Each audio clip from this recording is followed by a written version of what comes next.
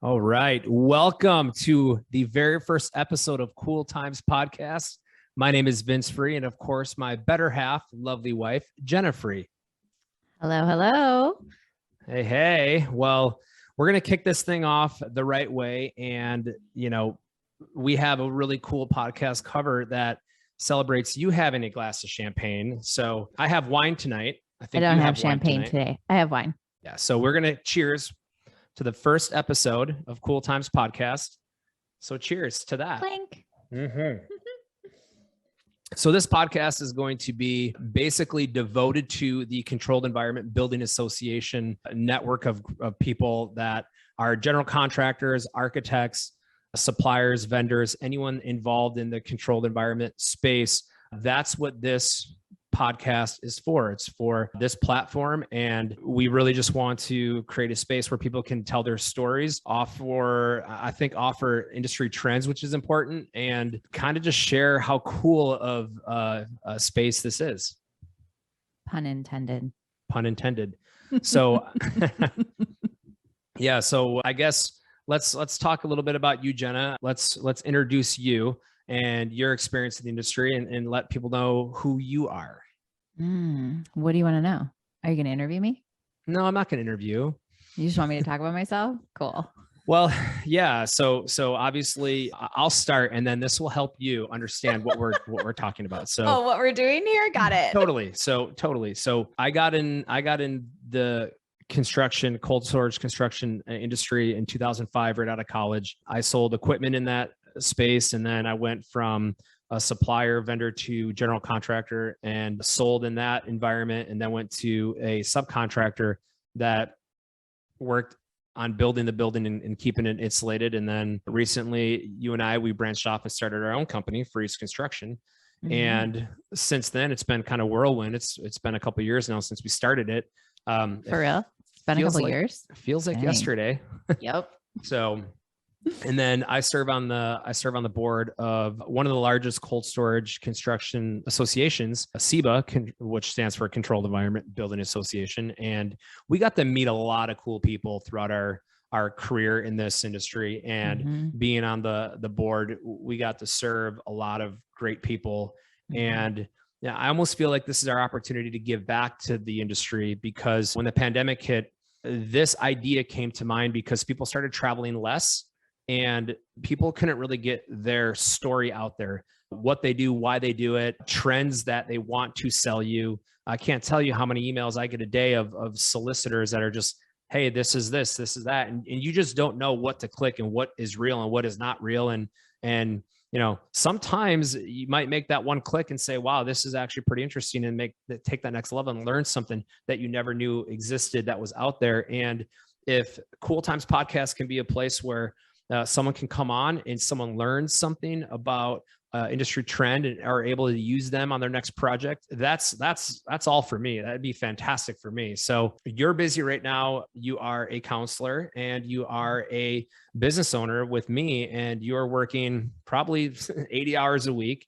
And your involvement in the industry in our company is pretty heavy. So is that enough segue for you to talk a little bit about Jenna Free? Sure. But I'm more interested right now in letting our listeners know that we really want to learn about their stories, because one of the things that I have found interesting since really being alongside you since, oh God, how long have we been together? Oh man. Forever. 2000, I know. Since 2007. So if you got in 2005, we got together in 2007. So for me, I have been with you for most of your journey in this industry. But one of the things that is so interesting to me is how niche our industry is and how few people really know about what we do.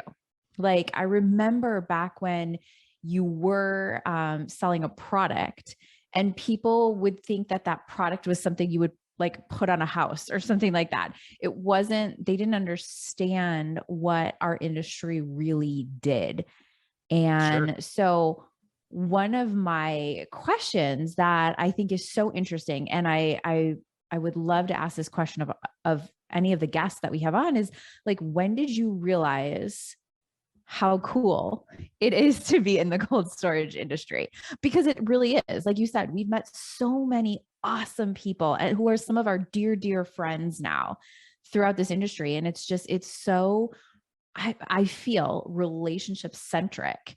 And I Yes. love that about it. And I And think that's what keeps people there. it does. And let me, I can relate to this because when I was selling to an ice cream plant, when you walk in a grocery store, you walk down every aisle and you look in the back of all the food packages and whether it's perishable, frozen, even the dry stuff, this product is being made somewhere.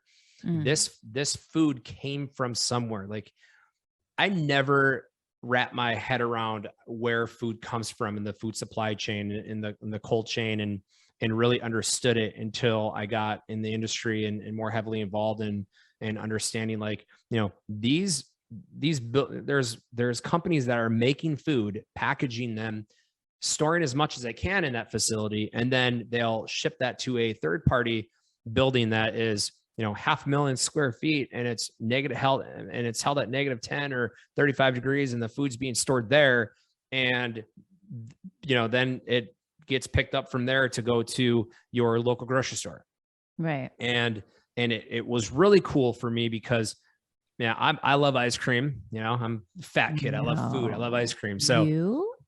yeah, so it was really cool. And I got to call on an ice cream plant, and I'm like, holy cow, like they make my favorite ice cream, and they had free ice cream in the front. Oh So boy. throughout the project, I would constantly just get to go in their cooler and eat the ice cream. And it's literally being made, 50 yards from me in the plant. It was incredible. So that was cool for me to see that process. I got to see that same process up in Wisconsin at a cheese plant, working in a cheese plant. And I love cheese. Go figure. We're both from Wisconsin. We both love cheese. We do. So same thing happened in the beer industry. I got to work on some keg coolers and for some pretty cool brewing companies that I like their beer. So yeah, it is cool. And yeah, I feel like our industry connects the dots to a lot of things. And I don't think, like you said, like before you got into it, you don't pay attention to that stuff. And really, even to this day, when you're walking through the grocery store, you probably still don't pay attention a lot to that stuff. But what I think is cool is learning about people's stories of how, when they realize that this industry was kind of the connecting piece that it is. So when, I guess, like, I'm going to ask you, when was that for you? Like, in what role? Because you've had a lot of different roles since you have started. In what role was it for you that you realized, oh dang, like this is a big deal. Like this is a big industry that no one really knows about. That's a loaded question. One example I'm going to give you probably has nothing to do with your question, but it just hits home with me. Like That's usually how our conversations go. No, but what you were saying made me think of a story that I want to share. And like in 2008, when the economy kind of took a little bit of a dip, right? And a lot of companies weren't building anything at all.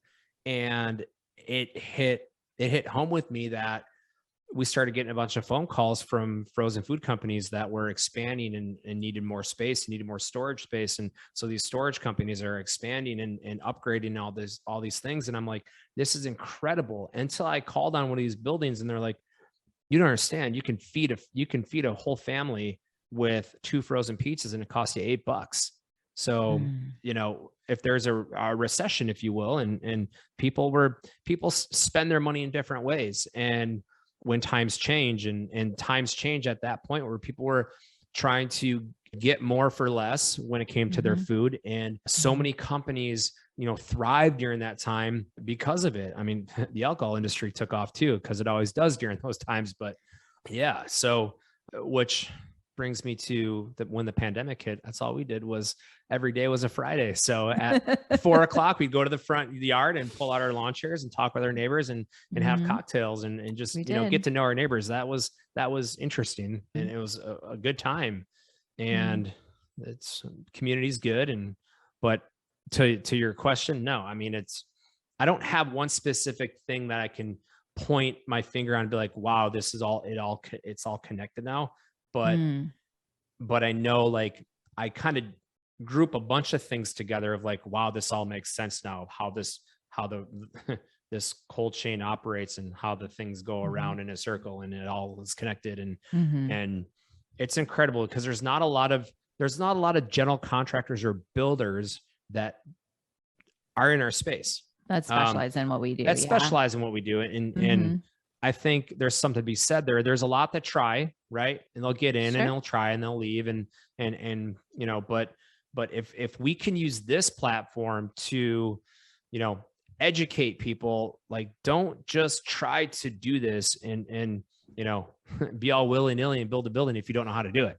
You want to team up with the pros. You want to team up with the people that know this space and that have been here.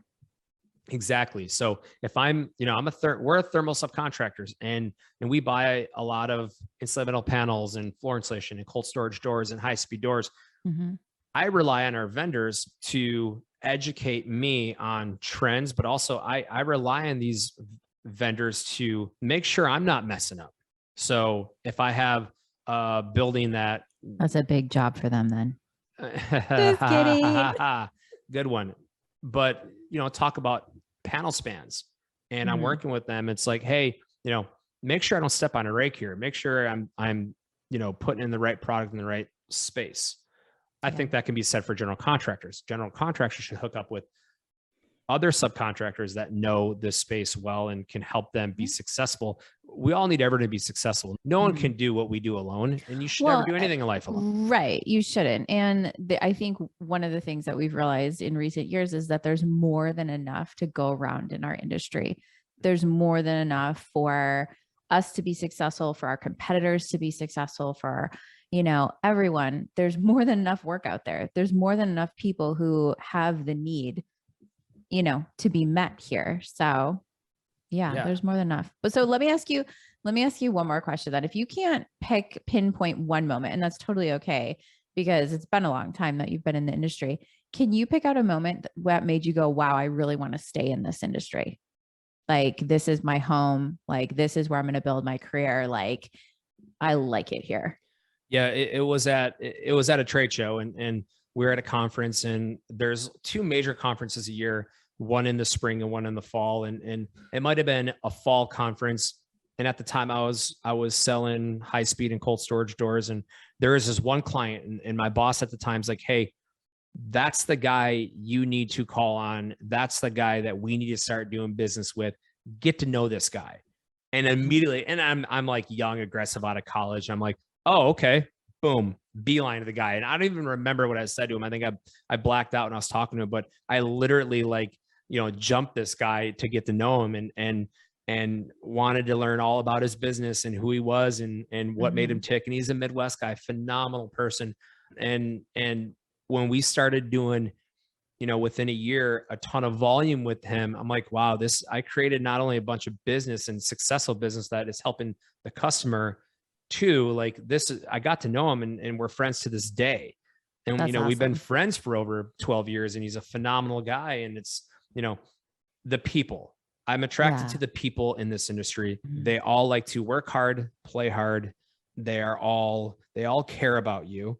So it's a strong community. And that's what really keeps me here, because, you know, anybody could have just, you know, left the industry and gone off and done something else that maybe paid more money or whatever. But this space has something to offer that I think no other space has. And that's our networking community. I mean, it's a huge industry, but it's small. Well, and that's what I think is so special about it, because coming in, like, this was originally just your career. My career was separate until, you know, I got more involved and we started our own company. But even as I was growing as your partner, like, the people were just so electric. Like, the relationships that we're forming, like, you get excited to see people and you get excited to learn about their lives and their stories. And that's one of the things that I'm excited about doing this podcast, is to now, I mean, I know a lot of these people, I know them personally, but I want to know about how they see the industry and how they got involved and what their cool stories are behind why they stayed. Like, that's what I'm really excited about for what we're building here.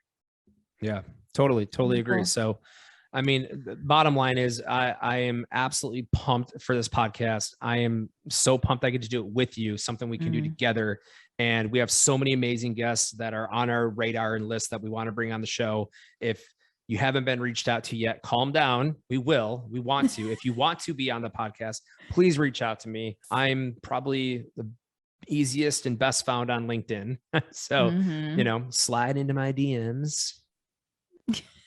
And so creepy. Yeah. So creepy. Yeah. Hit me up on that. And we're going to have the social media platforms for Cool Times Podcast, Cool Times Podcast, Facebook, LinkedIn, Instagram, Twitter, all 4 major networks, if you will. So yeah, that's, by the time you guys are hearing this, that'll already have been launched. So, the wheels are in motion and we're excited to really put a magnifying glass on this industry and really help other people learn more about the industry trends, stories, and you never know, that one guy that you've been trying to get a hold of, you might learn something you have in common with him that you guys can relate and connect and build the relationship. I'm easy. I'm a Packer fan. Like, I got Packer stuff all behind me. I mean, people know I'm a cheesehead. I'm a Packer fan. So Packers and Justin Timberlake and a little bit of hockey. Don't rag on Justin Timberlake. He's my favorite. We're aware. We're all aware. There's 4 things I love, and they're all on this thing behind me right now. And if you're not watching the video and listening, then I'll name them. It's tequila, it's Green Bay Packers. I got hockey right there, and I got a Justin Timberlake album. Ouch. As you're doing a podcast with your wife. Babe, I can't put you on that stand. You don't fit. Ouch. Even more. Oh, like you. I thought like the human body of you on that. That okay. Yeah. Babe, I got a tattoo of you on me. Anyway, no, you don't. Anyways. I don't. So I'll answer your question. I come from a family of entrepreneurs. My grandfather was in the construction industry, more on the residential side. My father was in the construction industry, more on the residential side. And that led to my mom being a really big part of the business. So I come from a family of entrepreneurs. I ran my own business shortly after college. And, that just feels like it's in your blood at times. Now, that wasn't obviously the best experience because, when you start a business at the start of a recession, not the smartest move, but you learn a lot from things like that. And you understand more about when someone comes to you and they say like, this is on my heart and this is important to me. And for a while, I was really against doing what we're doing now. And it was just because of, being scared. It was because of being scared of things that haven't worked in the past. And I am really happy that I listened to that kind of entrepreneurial spirit in me to get behind you and support you and say, okay, let's do this. Let's try it. Because if we didn't, we would always think about it. We would always wonder, could we have? And so I'm excited now that we're doing it. So I do a lot of the stuff you don't want to do. Paperwork, you do taxes, you do. And I thank you for that. Yes, I do a lot of that stuff, which is good. So I do that probably 3/4 of the time. And then I do counseling. I am a marriage and family therapist and I do that part-time. Absolutely. So you reminded me that one of the coolest things about our collaboration and just in life in general, and now this journey of the business and even this podcast too, like, I come from a family of construction workers as well. And my dad was in the union. He worked for a concrete contractor up in the Madison, Wisconsin area. And it was just, construction has kind of always been in our DNA, and your dad being in construction, and, when your dad retired, he didn't really have anybody to leave his legacy behind to keep, Krug and Schultz construction going. And I remember when we started this, like, that Krug and Schultz construction may be dissolved, but the DNA is in us. So it's not gone. Yes. And 100%. And I think we instill a lot of the things that your parents' company had And that's really just taking care of the people and taking care of your Always. employees and creating that company culture that's different than anybody has ever experienced or witnessed before. And, you know, I want to take that same culture and vibe into this podcast. And I want people to feel at home, and I want people to be successful and have fun in this. Like this podcast is, it's not a podcast that it's not safe for work. Okay. It is not safe for work, because what does that mean? It means the following: we will swear, we will drink, curse words. we will swear, we will drink, and there's going to be stories that are going to be crazy. And I'm telling you, like, there's some crazy things that happened throughout my career in this industry that might not be safe for work to just listen to it on a higher volume. And we're going to get into those stories. I'm not going to divulge all those stories today. Those will come with our guests, because a lot of my life experiences in this industry have been and will be with a lot of guests we have on the show. And those will be brought up at that time. So all the more reason to tune in for future episodes. Subscribe now. Yeah. So excited to have everyone subscribe, tune in, listen. Please share this with people. And yeah, welcome to Cool Times Podcast. Welcome. We're happy you're here, and we're happy to create this platform. So cheers to that. Cheers to Clink. that. Clink. You have to drink. You can't put it down. That's like your number one rule. What is wrong with you? Well, I was trying to sign off. So thank you guys for listening, and we are signing off. We will be with y'all soon. Cheers.